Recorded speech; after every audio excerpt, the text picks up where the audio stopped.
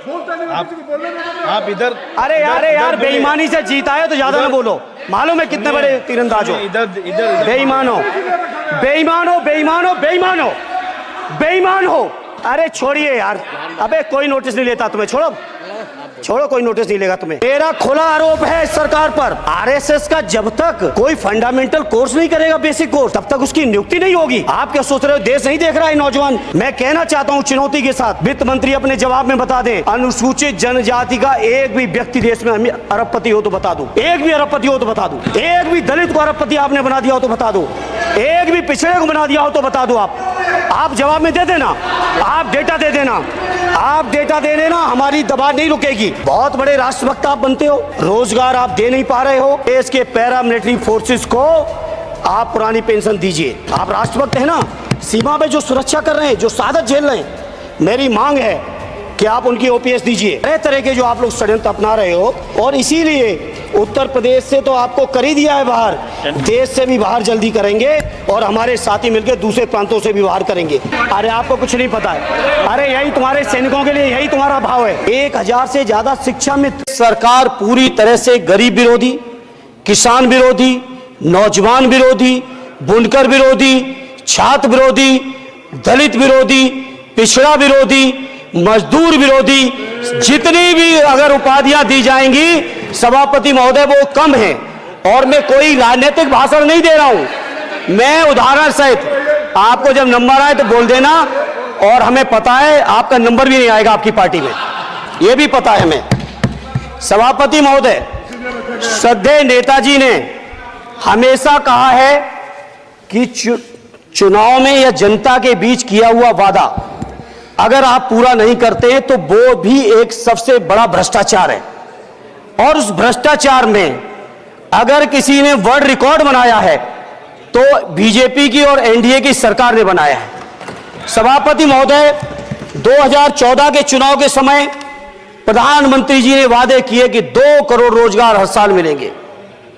स्वामीनाथन जी, जिनको भारत रत्न दिया है सरकार को, मैं धन्यवाद देता हूं, लेकिन वो धन्यवाद अधूरा है जब तक उनकी सिफारिशों को नहीं मानते हो।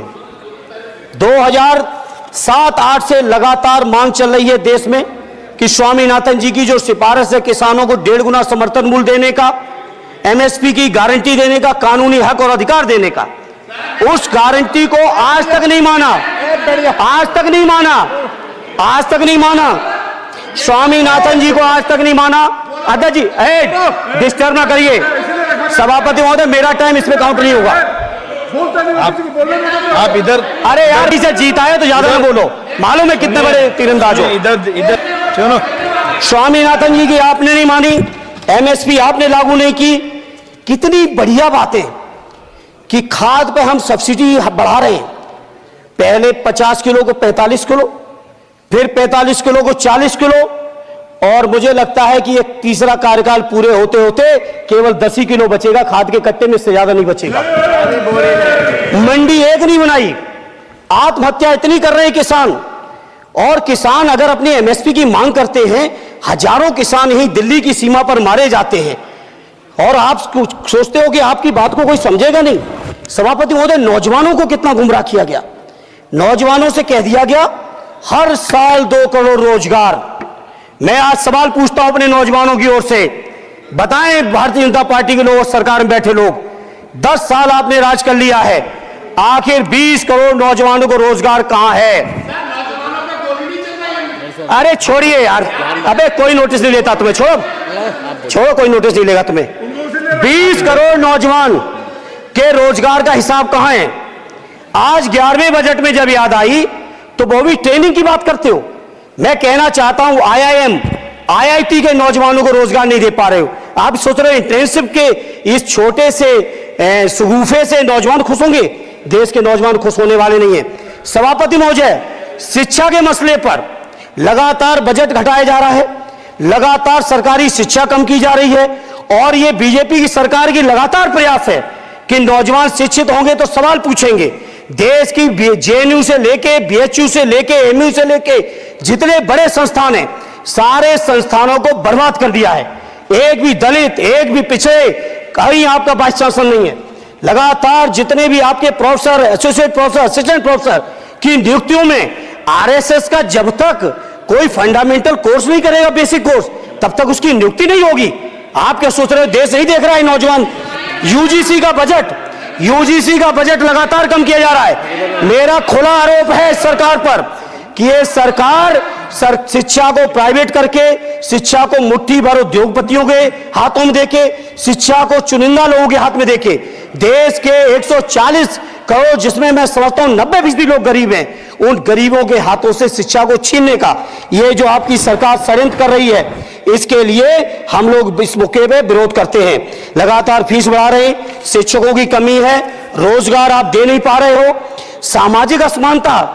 सभापति महोदय, 2014 में जिस समय सरकार बनी थी एनडीए की, उस समय देश की जितने भी जो आर्थिक चीजें थी, जो वेल्थ थी, उसमें पिछड़ों की हैसियत 17% थी, 17%, और आज 10 साल की एनडीए की सरकार के बाद पिछड़ों की आर्थिक हैसियत हो गई है केवल 9%।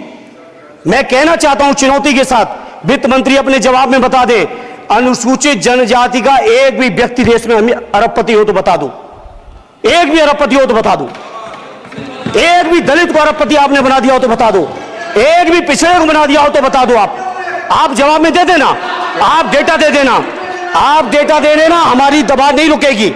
सभापति महोदय, जब बीजेपी की सरकार, जब बीजेपी के लोग विपक्ष में रहे तो ओपीएस की बातें किए। 10 साल से आप सत्ता चला रहे हो, 11वां बजट पेश कर रहे हो, पूरा देश आज ओपीएस के लिए, सरकारी कर्मचारी परेशान है, कहीं ओपीएस की चर्चा नहीं है, पुरानी पेंशन की कोई चर्चा नहीं है। सभापति महोदय, पुरानी पेंशन तो पुरानी पेंशन, हम मांग करते हैं, बहुत बड़े राष्ट्रभक्त आप बनते हो, मैं मांग करता हूं देश के पैरामिलिट्री फोर्सेस को आप पुरानी पेंशन दीजिए, मैं मांग करता हूं।